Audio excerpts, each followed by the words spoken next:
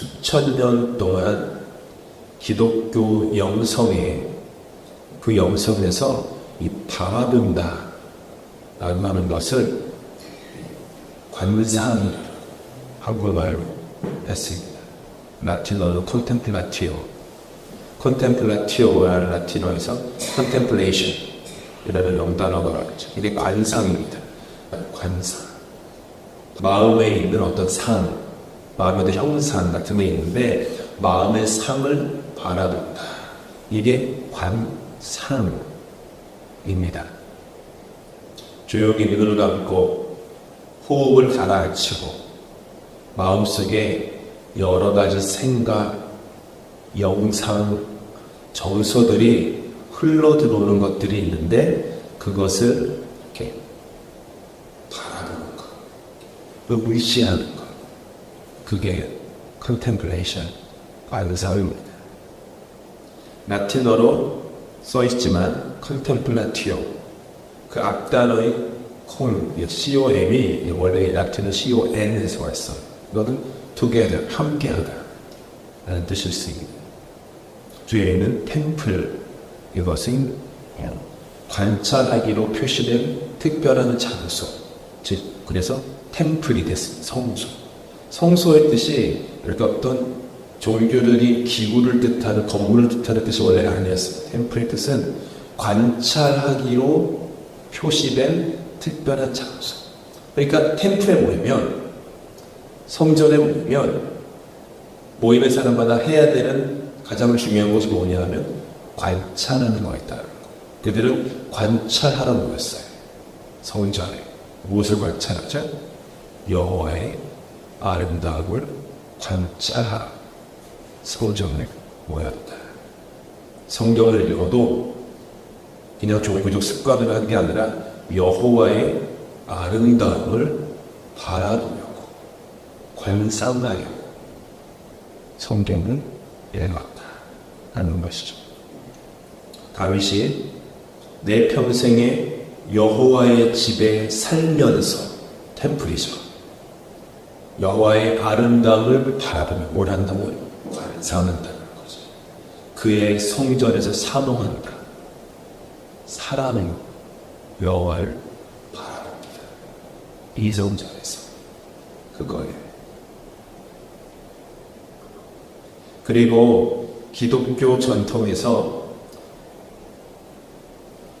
그냥 관상을 하게 되면 어떤 한계가 있다 혹은 위험이 있을 수도 있다라는 것도 우리 신앙의 선배들은 발견했습니다. 왜냐하면 그냥 관상, 내 마음속에 있는 어떤 상을 바라보려고 하다 보면 그것이 하나님께 속한 것이 아닐 때가 꽤 있다라는 거죠. 온갖 잡생각들 혹은 하나님이 아닌 어떤 나의 생각들, 욕심들, 나의 욕심의 삶, 욕망의 삶, 두려움의 삶, 이런 것들로만 사로잡힐 수도 있다라고 하는 한계와 위험이 있다라는 것을 그들은 발견했습니다. 그래서 수천 년 동안, 제가 2000년 동안 우리 신앙의 선배들이 관상을 하기 전에 가장 중요하게 최우선으로 선제되어야 했던 것이 렉치오라고 하고 렉티오라고 하는데 그것은 성경을 읽는 것이었습니다. 성경을 읽는 것. 성경을 읽는 것. 그러니까 첫 번째 순서가 가장 먼저 말씀을 읽고 그 다음으로 그 말씀을 묵상하고 그렇게 묵상한 말씀으로 기도를 하고 마지막 단계로 관상에 들어가는 어떤 기도의 습관, 패턴 같은 것들을 우리 신앙의 선배들이 진짜 2000년을 해왔던 거죠. 잘 모르시죠, 근데. 이런 신앙이 2000년 동안에 흘러왔던 우리 캐톨릭 전통에서 좀 많이 있어가지고 개신교에서는 그렇게 안 하시는 게 있는데 사실 개신교 전통에서도 그런 게 있어요. 좀 그런 게 있었습니다. 마틴 루터건, 켈빈이건 다 그렇게. 그 말씀을 통해서 기도하는 그런 신앙의 영성 훈련들을 다 했던 사람들. 그렇지 않도록 마틴루터가 로마서를 읽고 로마서를 묵상하다가 그 로마서 기도의 세 번째 단계로 들어갔다가 로마서를 통해 관상하게 되지 않았다면 오직 의인은 믿음으로 산다라고 하는 그 질문에 대하지 못했을 겁니다. 종교개혁도 없었을 거죠. 내 종교개혁주의는 그조차 없었을 거예요. 하나님의 마음과 생각이 말씀에 담겨 있어요. 우리가 하나님의 마음과 생각을 하나님이 물리적으로 육체적으로 우리 앞에 계셔가지고 있지 않기 때문에 그냥 몰라요. 우리 느낌과 감정만으로 알 수 없어. 어떻게 알 수 있습니까? 성경, 말씀. 이 말씀에 하나님의 마음이 담겨 있어요. 말씀을 제대로 읽을수록 하나님의 마음을 헤아릴 수 있고 말씀을 깊이 읽을수록 하나님의 생각을 알 수 있는 것입니다. 그래서 말씀에서 시작해서 말씀으로 진행되고 말씀으로 마무리되는 것, 그것이 기도였습니다. 관상을 통해서 다윗의 고백처럼 여호와의 아름다움을 경험했던 것이죠. 성경에 이런 말이 있죠. 너희는 여호와의 선하심을 맛보아 알지어다.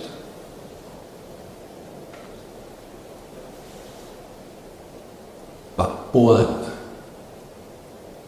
굉장히 귀한 신앙이에요. 이게 시편 말씀이니까 기독교 2000년 역사보다 더 오래된 거죠. 그렇죠. 너희는 여호와의 선하심을 그냥 이해할지어다 라고 안 했어요. 너희는 여호와의 선하심을 설명할 줄 알지어다. 이것도 안 했어요. 한국에 뭐 시험 보는 것처럼 여호와의 선하심을 기술하시고 뭐 이렇게 하는 게 아니에요. 시편 기자는 뭐라고요? 여호와의 선하심을 맛보아 알지어다.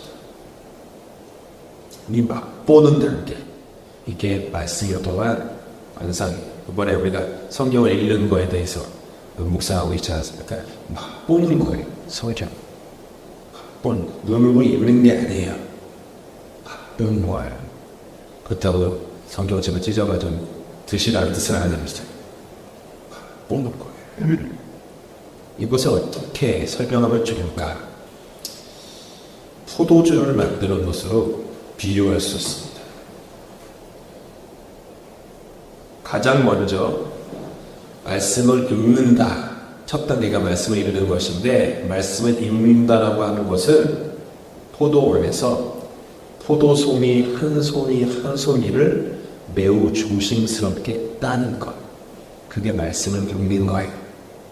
무슨 얘기냐면 포도송이가 말씀의 단어 하나하나인데 그 말씀의 단어 하나하나를 포도송이가 다치지 않게 정성을 들여서 따서 바구니에 삿부분에 내려놓는 것처럼 그렇게 말씀의 송이 하나하나를 따는 것. 그게 말씀을 읽는 첫 번째 단계예요. 두 번째 단계가 묵상이에요. reflection, 묵상. 큐티하신다 말 해보셨죠? 그게 묵상이에요. 한국에서 대부분의 너무 유행해가지고 지난 한 40년, 80년대부터 큐티가 유행을 했으니까 그거 그래서 대부분의 기독교인들이 뭐 생명의 삶이나 매일 성경이나 뭐 그런 거 해가지고 묵상하는 법을 웬만해서는 이제 많이 하시는데 그 단계가 묵상, 관상까지는 안 갔어요. 한국의 대부분의 큐티 자녀들이 관상까지는 안 가요. 묵상, 아까 두 번째 나눠서 끝나는데 묵상까지 가죠. 그 묵상이 뭐냐면 이제 바구니에 담긴 포도송이를 나의 바지를 걷어올려. 바구니에 들어가 열매 안에 담겨진 주스를 짜내는 거, 즙을 짜내는 거. 이게 묵상. 그래서 묵상은 읽은 말씀을 곱씹고 또 곱씹는 것. 그는 묵상이에요. 세 번째 단계에 말씀으로 기도하는 것은 뭐냐 하면 짜여진 그 포도즙을 오크통에 집어넣지 않습니까? 그래서 오크통에 담아놔요. 근데 그 담겨진 포도 주스가 시간이 지나면서 거품이 보글보글 일어납니다. 그러면서 어떤 현상이 일어나죠? 발효라는 것이 일어나요. 그러면서 포도주로 변하는 거예요. 그게 세 번째 단계인 말씀으로 기도하는 거예요. 기도하면서 내 안에 담아둔 주님의 말씀이 버블이 일어나는 거예요. 보글보글 발효되면서 그 성분이 내 존재에 육화되는 것. 포도주스가 포도주로 변하는 것처럼 내 삶에 그 말씀이 육화되는 것. 이것이 말씀으로 기도하는 단계이죠. 그리고 마지막으로 관상에 들어가게 되면 이 모든 시간이 지난 후에 포도주 통이 열리고 드디어 포도주를 맛보는 단계. 그게 컨템플레이션, 관상입니다. 그래서 너희는 여호와의 살아심을 맛보아 알지어라. 말씀을 보냈습니다. 했던 거죠. 그래서 다윗은 내 평생에 여호와의 아름다움을 바라본다라고 했습니다. 8절에서 내가 주의 얼굴을 찾으리이다 한 고백처럼 여호와를 관상, 즉 바라본 것이고요. 여호와를 바라보고 또 바라보니까 군대가 대적하여 진칠지라도 그의 마음이 두렵지 않게 되었고 전쟁이 일어나 그를 치료할 때조차 그는 여전히 태어나했습니다. 여호와를 바라보고 또 바라보니까 여호와가 나의 빛이요 구원이 되어 주셨고 그래서 그는 두려워하거나 무서워할 자가 아무도 없게 되었던 거예요. 이렇게 말씀을 통해 하나님을 바라보는 것은 그냥 말씀을 쳐다보는 게 아니에요. 응시하는 거예요. 그냥 쳐다보는 것과 응시는 완전히 다릅니다. 자녀를 길러보셨지만 자녀를 기르다가 어렸을 때 얘기하고 자녀가 갓난한 녀석들 주로 그때죠. 어느 날 자녀를 기르다가 어느 날 밤 우연히 그 아이가 누워서 잠자는 모습을 물끄러미 바라보신 경험이 있으십니까? 한참 된 경험을 한번 되살려보세요. 누웠던 그 갓난아니까 세게세게라면 자는 그 모습을 바라보셨던 경험. 그때 말로 다 형용할 수 없는 매우 신비로운 그 바라봄의 경험이었습니다.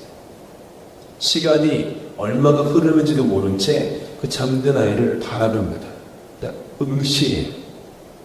나의 임재와 그 아이의 임재가 보다 깊은 차원에서 만나게 됨으로 말미암아 발효되는 포도주처럼 거품이 내 안에 보글보글 일어납니다. 늘 보던 아이인데 그날 밤을 이상하게 많지 매우 신비한 시간과 공간 속에 들어있다 하는 체험을 하게 됩니다. 인간의 말로는 다 담을 수 없는 그런 신비한 만남이죠. 저는 말씀을 읽는 우리의 이 바라봄이, 응시가 이와 같아야 된다고 생각합니다.